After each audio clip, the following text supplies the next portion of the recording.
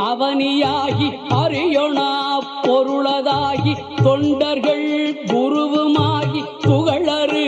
தெய்வமாகி எண் திசை போற்ற நின்ற என்னருள்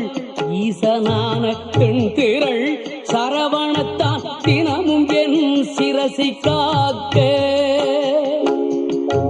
அண்டமாய் அவனியாகி அறியொணா பொருளதாகி தொண்டர்கள் குருவுமாகி புகழறு தெய்வமாகி எண் திசை போற்ற நின்ற என்னருள் ஈசனான பெண் திரள் சரவணத்தால் தினமும் என் சிரசை கா